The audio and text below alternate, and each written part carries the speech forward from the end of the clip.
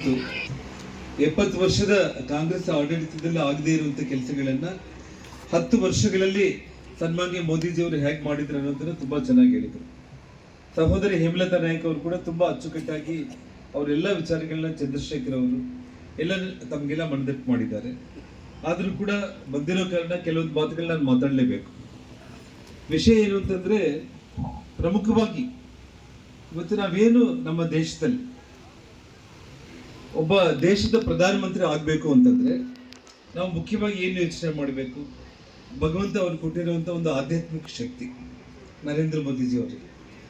ಆ ಯೋಗದಿಂದ ಇವತ್ತು ನಮ್ಮ ಇಡೀ ಯೋಗ ಅನ್ನೋದು ನಮ್ಮ ಭಾರತೀಯರ ಒಂದು ವಿದ್ಯೆ. ಅದು ಆ ಒಂದು ವಿಚಾರದಲ್ಲಿ ಇಡೀ ಪ್ರಪಂಚಕ್ಕೆ ಪರಿಚಯ ಮಾಡಿ ವಿಶ್ವಗುರು ಯೋಗ ಗುರು ಅಂತೇಳಿ ಇವತ್ತು ನಮ್ಮ ಭಾರತಕ್ಕೆ ಹೆಸರು ಬಂದಿದೆ ಅಂತಂದ್ರೆ ಅದು ಸನ್ಮಾನ್ಯ ನರೇಂದ್ರ ಮೋದಿಜಿ ಅವರಿಂದ ಬಂದಿದೆ.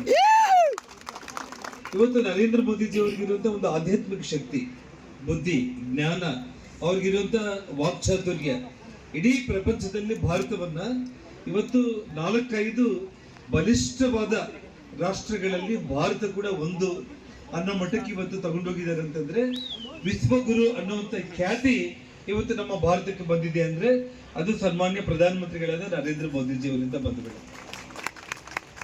ಇವತ್ತು ರಾಷ್ಟ್ರೀಯ ಹೆದ್ದಾರಿಗಳು ಇವತ್ತು ತಾವು ನೋಡ್ತಾ ಇದ್ದೀರಾ. ಇವತ್ತು ನಮ್ಮ ಹುಬ್ಬಳ್ಳಿ, ಗದಗ, ಕೊಪ್ಪಳ, ಬಳ್ಳಾರಿ ಈ ರೀತಿ ಇವತ್ತೇನು ರಾಷ್ಟ್ರೀಯ ಹೆದ್ದಾರಿಗಳಿದೆ, ಇಡೀ ನಮ್ಮ ಭಾರತದಲ್ಲಿ ಒಂದು ದಿನಕ್ಕೆ 40 ಕಿಲೋಮೀಟರ್ ಕೆಲಸ ಆಗ್ತಾ ಇದೆ ಬಂಧುಗಳು.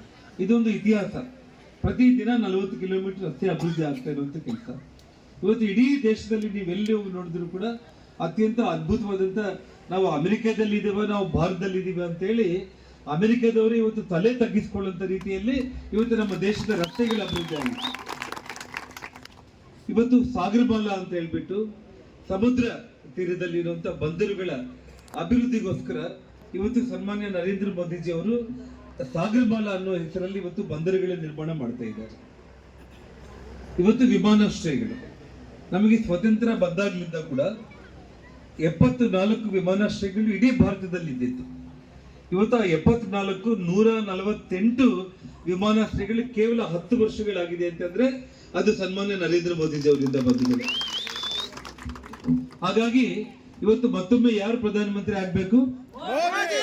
ಮತ್ತೊಮ್ಮೆ ಮತ್ತೊಮ್ಮೆ ಮಗದೊಮ್ಮೆ ಮಗದೊಮ್ಮೆ ಅದು ಬಂಧುಗಳೇ.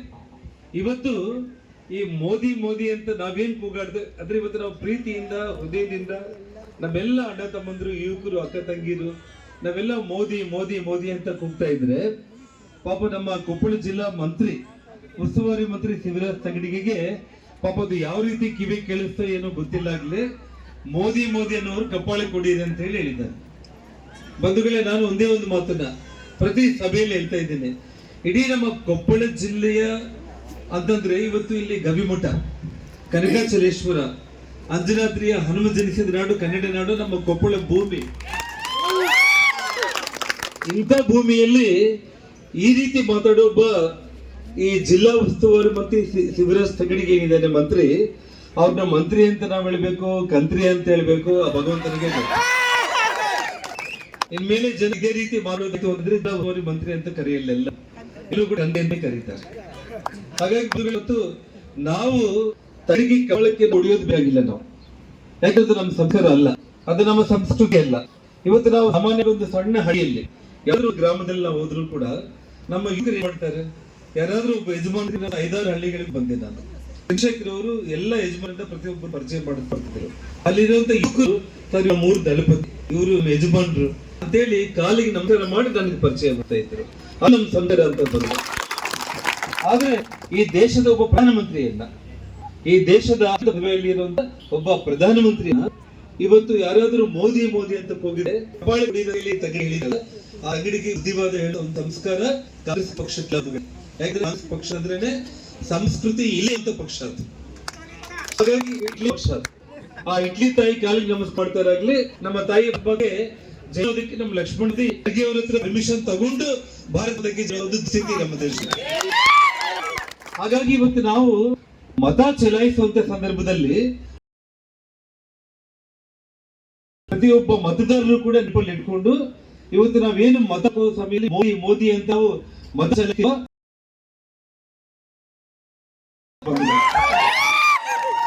ಯಾಕಂದ್ರೆ ನಮಸ್ಕಾರ ಇಲ್ದಿರೋನ್ಗೆ ನಾವು ಬಾಳು ಕೊಡಿದ್ರೆ ಹೊಡೆಯೋದು ಬೇಕಾಗಿ ಮತ ಚಲಾಯಿಸೋದ್ರ ಮೂಲ ಉದ್ದೇಶದಲ್ಲಿ ಮೋದಿಯವರನ್ನ ಸ್ಮರಣೆ ಭಾರತ ದೇಶ ತಮ್ಮ ಅಭಿವೃದ್ಧಿಗೋಸ್ಕರ ನಮ್ಮ ಭಾರತ ದೇಶದ ಒಂದು ರಕ್ಷಣೆಗೋಸ್ಕರ ಇವತ್ತು ಒಂದು ಮಾತನ್ನು ಹೇಳ್ತೀನಿ ಬಂಧುಗಳೇ, ಇವಾಗ ನಾವು ಯಾವ್ದಾದ್ರು ಹಬ್ಬ ಬರುತ್ತೆ ನಾವೇನ್ ಮಾಡ್ತೀವಿ, ನಾವು ಹಬ್ಬದಲ್ಲಿ ಕೆಲಸ ಮಾಡೋ ಬೆಂಗಳೂರಲ್ಲಿ ಕೆಲಸ ಮಾಡೋ ಹಬ್ಬದ ತಕ್ಷಣ ನಾವು ಬರ್ತೀವಿ.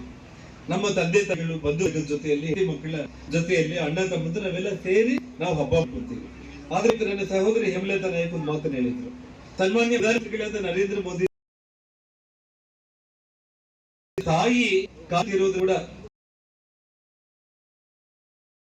ದೇಶಕ್ಕೆ ಬಂದಿರುವಂತ ಒಬ್ಬ ಮಹಾನ್, ಅದು ಅಂತಂದ್ರೆ ಈ ದೇಶಕ್ಕೋಸ್ಕರ ಈ ದೇಶಕ್ಕೋಸ್ಕರ ಮೋದಿಯವರು ನಿಮ್ಮನ್ನ ರಕ್ಷಣೆ ಮಾಡ್ತಿದ್ದು ಗಡಿಯನ್ನ ಕಾಯುವಂತ ಯೋಧರ ರೀತಿಯಲ್ಲಿ ದೀಪ ಹಬ್ಬವನ್ನು ಮಾಡ್ತಿದ್ದಾರೆ ಈ ದೇಶದ ಪ್ರಧಾನಮಂತ್ರಿ ಅಂತಂದ್ರೆ. ಹಾಗಾಗಿ ಯಾರನ್ನ ಮಾತಾಡಿದ್ರು ಕೂಡ ಇವತ್ತು ಪ್ರತಿಯೊಬ್ಬರು ಕೂಡ ಇವತ್ತು ನಮ್ಮ ರಾಜ್ಯ ಚುನಾವಣೆ ಕಳೆದ 9 ತಿಂಗಳಿಂದ ಅವತ್ತು ಈ ರಾಜ್ಯಕ್ಕೆ ಸನ್ಮಾನ್ಯ ಸಿದ್ದರಾಮಯ್ಯ ಅವರು ಅವಶ್ಯಕತೆ ಇದೆ ಅಂತ ಜನರು ಭಾವಿಸಿ ಆ ಒಂದು ನಂಬಿ ಅಧಿಕಾರ ಕೊಟ್ಟಿದ್ದಾರೆ. ಇವತ್ತು ಸಿದ್ದರಾಮಯ್ಯ ಅವರು ಮುಖ್ಯಮಂತ್ರಿ ಆಗಿದ್ದಾರೆ ಈ ರಾಜ್ಯದಲ್ಲಿ. ಆದರೆ ಈ ದೇಶ ಚುನಾವಣೆ ಈ ದೇಶದ ಚುನಾವಣೆಯಲ್ಲಿ ಈ ದೇಶದ ಸಮಗ್ರ ರಕ್ಷಣೆ ಸಮಗ್ರ ಅಭಿವೃದ್ಧಿ ಮೀರಿ ನಾವೆಲ್ಲರೂ ಕೂಡ, ಯಾಕಂದ್ರೆ ಚುನಾವಣೆ ಅಂತ ಬಂದ ತಕ್ಷಣ ಕುರುರು ಪಂಚಾಯಿತಿಗಳು ಲಿಂಗಾಯತರು ರೆಡ್ಡಿ ವಾಲ್ಮೀಕಿ ನಾವಿವತ್ತು ಎಲ್ಲ ಕೂಡ ನಾವು ಎಸ್ಸಿಗಳು ಇವೆಲ್ಲ ತಗೊಂಡ್ ಬಂದ್ಬಿಡ್ತಾರೆ. ಆದ್ರೆ ನಿಮ್ಮೆಲ್ಲರಲ್ಲಿ ನಾನು ಕೈ ಹಿಡಿದು ಕೇಳ್ಕೊಳ್ಳೋದಿಷ್ಟೇ, ಜಾತಿಯನ್ನು ಮೀರಿ ಮೋದಿ ಸಲುವಾಗಿ ಇವತ್ತು ನಮ್ಮ ದೇಶದ ಸಮಗ್ರ ಅಭಿವೃದ್ಧಿ ರಕ್ಷಣೆ ಭಾರತೀಯ ಜನತಾ ಪಕ್ಷ ಕಮಲದ ಗುರಿ ನಾವೆಲ್ಲರೂ ಕೂಡ ಅದನ್ನು ಚಲಾಯಿಸಬೇಕಾಗಿದೆ. ಇವರು ಡಾಕ್ಟರ್ ಸ್ವರಾಜ್ ವಿದ್ಯಾರ್ಥಿದ್ದಾರೆ, ಒಬ್ಬ ಡಾಕ್ಟರ್ ಆಗಿದ್ದಾರೆ. ಇವತ್ತು ಅವರು ಕೈಗುಣ ಎಂತದ್ದು ಅಂತಂದ್ರೆ ನಾನೆಲ್ಲ ಕೇಳಿದಾಗ ಕೂಡ ಇವಾಗ ಅವ್ರು ಕೇವಲ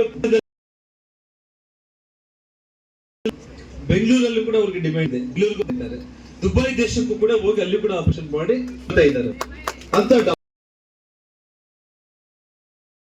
ಇವತ್ತು ನಾವು ಆದ್ರೂ ಹೋಗ್ಬೇಕು ಅಂತಂದ್ರೆ ಇಲ್ಲ ಡಾಕ್ಟರ್ ಚೆನ್ನಾಗಿದ್ದಕ್ಕೆ ನಾವು ಅಲ್ಲಿ ತೋರಿಸ್ಕೊಳ್ತೀವಿ ಅಂತ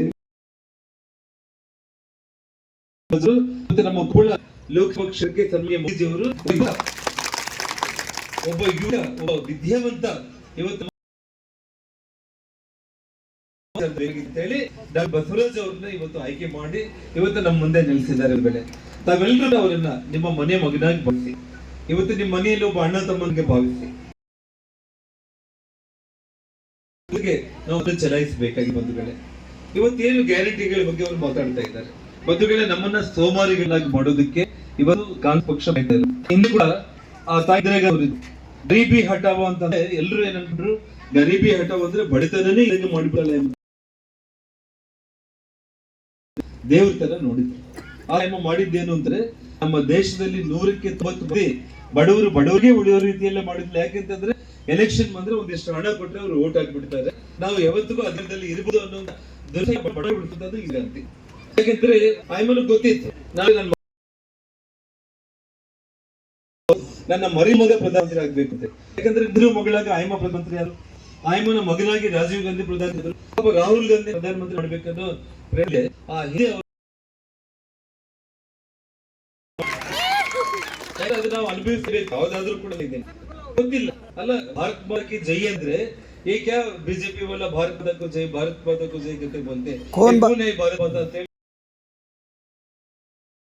ಅಂದ್ರೆ ನಮಗೆಲ್ಲ ಜನರು ಬಿಡೋಲ್ಲ ಹಾಕೆಲ್ಲ ಕಂತಂದ್ರೆ ಅವ್ರು ಅಂತಿದ್ದಾರೆ. ಆ ವಿಡಿಯೋ ನೀವು ನೋಡಿರ್ಬೋದು.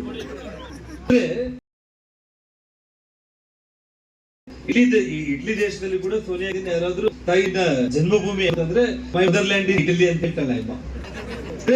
ಇಂಗ್ಲಿಷ್ ಆದ್ರೂ ಮದರ್ಲ್ಯಾಂಡ್ ಅಂತ ಹೇಳ್ತಾರೆ, ನಾವು ಮಾತೃಭೂಮಿ ಅಂತ ಹೇಳಿ ನಮ್ಮ ಭಾಷೆಯಲ್ಲಿ ನಾವು ಕರೀವಿ. ಹಾಗಾಗಿ ನಮ್ಮ ಭಾರತ ಸಂಸ್ಕೃತಿ ನಮ್ಮ ಆಧ್ಯಾತ್ಮಿಕ ಕೂಡ ಅರಿವಿಲ್ಲದೆ ಒಬ್ಬ ವ್ಯಕ್ತಿ ರಾಹುಲ್ ಗಾಂಧಿ. ಯಾಕಂದ್ರೆ ಮನಸ್ಸಲ್ಲಿ ಇವಾಗ ಏನಿದೆ ಅಂತಂದ್ರೆ ಎಲೆಕ್ಷನ್ ಯಾವಾಗ ಮುಗಿತೈತೆ, ಸಿದ್ದರಾಮಯ್ಯ ಅವರು ಯಾವ ಮುಖ್ಯಮಂತ್ರಿ ಸ್ಥಾನದಿಂದ ಕೆಳಗಿಳಿಸಿದ ತಾವು ಮಂಡ್ಯದಲ್ಲಿ ಒಂದು ಮೀಟಿಂಗ್ ಆಯ್ತು. ಆ ಮೀಟಿಂಗ್ ನಲ್ಲಿ ಏನಂತ ಹೇಳಿ ರಾಹುಲ್ ಗಾಂಧಿ ರಾಜ್ಯ ಮುಖ್ಯಮಂತ್ರಿಗಳಾದ ಡಿ.ಕೆ. ಶಿವಕುಮಾರ್ ಅವರು ಹೇಳಿದ್ರು.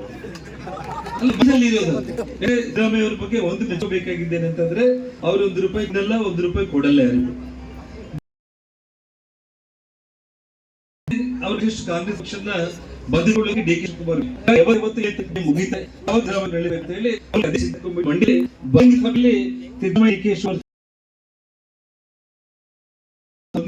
ಗ್ಯಾರಂಟಿಗಳ ಬಗ್ಗೆ ನಾನು ನಿಮಗೆ ಕೊನೆಗೆ ಒಂದು ಮಾತನ್ನು ಹೇಳ್ತೀನಿ ಬಂದು.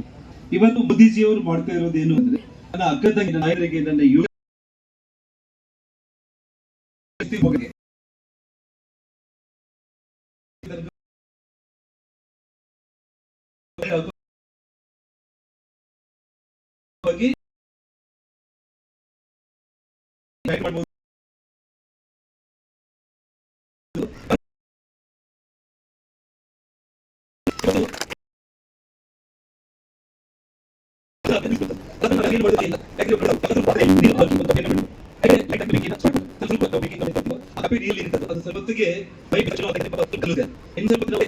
ಅಡ್ಜಸ್ಟ್ ಆಗಿಬಿಡ್ತದೆ.